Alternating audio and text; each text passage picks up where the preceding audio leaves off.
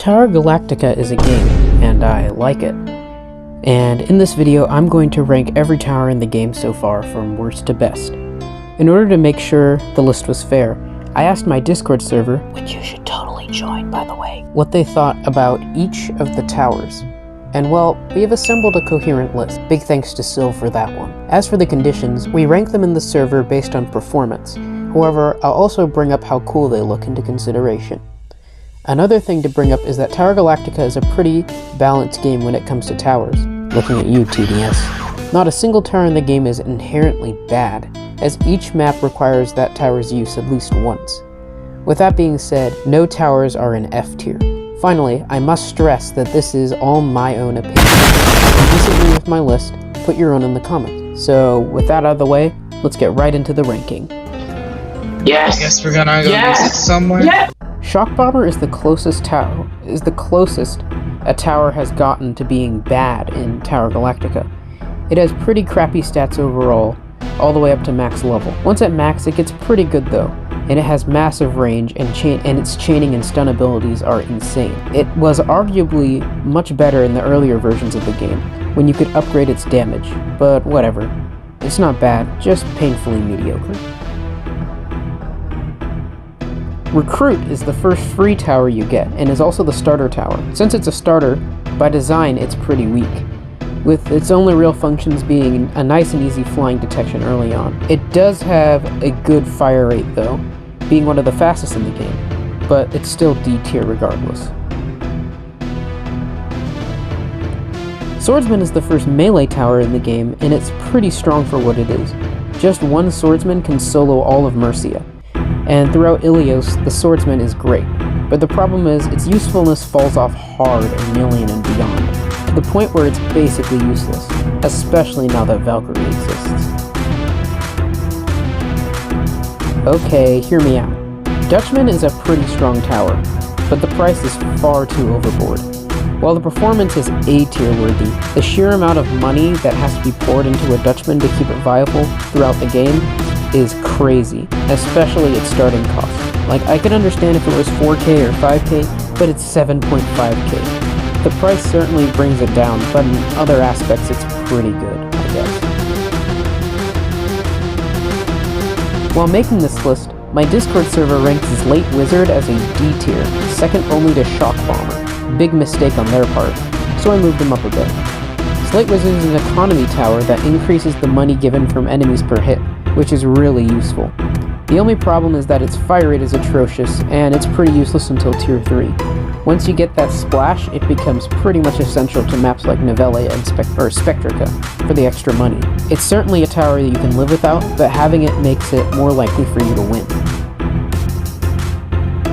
Like Zlate Wizard, Trooper is a tower that is pretty terrible at tier 1, but a beast at higher tiers. Troopers has one of the largest ranges in the game, as well as sharp piercing starting at tier 4. It also has high damage, with its only drawback being it has to reload every few shots. Still a decent tower, but you're gonna ditch this once you get Scavenger.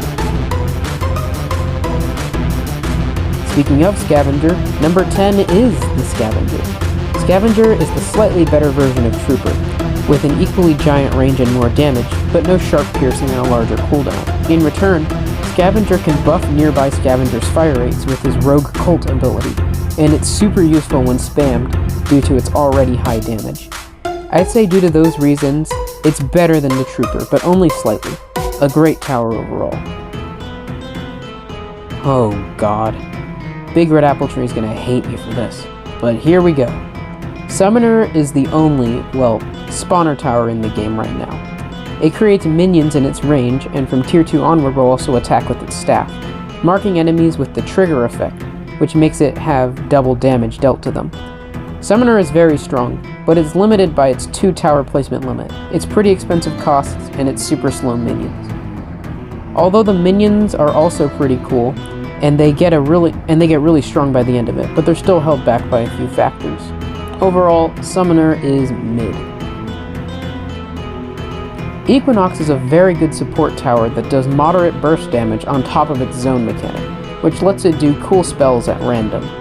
Equinox is very good at assisting in dealing damage, and is also good at killing fast enemies, interestingly, but it struggles on slower, lower health enemies and can be easily distracted. On top of it having a long wind-up time, at max level, it has the ability that makes it do a lot of damage, but other than that, it's just fine at what it does. The ability is really cool though. Missile Launcher is one of the best Ilios towers, and you're going to use this bad boy in a lot of maps. It has good damage, a really fast fire rate, amazing splash. The Splintering Shots ability is borderline OP, as well as its Missile Rain ability that shreds just about anything. Its only downside is its comically large blind spot and a tough time killing flying enemies, but other than that, it's pretty amazing. Now we're getting to the super amazing towers. Caster is a mage that shoots magic missiles that explode and deals splash damage. It does good damage pretty fast and has great range to boot. It's also pretty cheap. There's nothing really even bad to say about it, it's just an all-round great tower. Orb of Sight is the second free tower you get, and it's mandatory to have when you're fighting against ghost enemies. It reveals ghosts for a certain amount of time, and at tier 4 onwards, it deals damage with a single shot, beam, or an AoE sweeping attack beam. It also has an ability that shocks all ghosts on the map, revealing them and doing 50 damage. It's good at what it does, but since it's situational, I can't really say it's the best tower. It's just the best of its kind, so far. Firebrand is the best crowd control tower in the entire game so far. No doubt about it. It has a super fast fire rate, decent range, and goated abilities. It's a little pricey, sure, but that's just because of how strong it is. Its only problem is fast enemies, as it will either not be able to hit them or catch them at all, or it will catch them and make them even faster, which can be a problem, but it's usually not. Definitely a solid tower. Now we're getting to the top 3. Tranquilizer is literally the go-to boss killer because of its super strong poison effect. It can deal insane amounts of damage really fast when at higher levels, but of course its fire rate is pretty terrible at lower tiers. Tranq also does good damage on long maps and not so good on short maps, for obvious reasons. So yeah, despite that little flaw, it's an amazing tower. This guy makes the Swordsman null. Valkarie has super high damage, decently fast fire rate when at higher tiers, immunity to stuns, and the ability to shred pretty much anything if you spam it enough, that is the lightning ability. It's amazing, and its only drawback is the fire rate is bad to begin with, but it's relatively cheap and it's easy to make it attack fast and strong.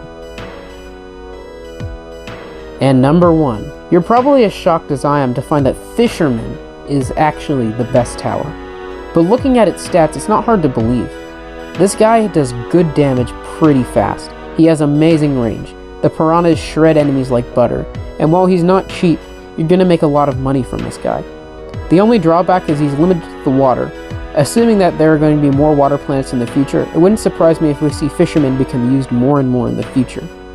So technically, if you want to look at it, yes, Valkarie is the best tower overall, but in situations where Fisherman is around, then Fisherman is the best tower.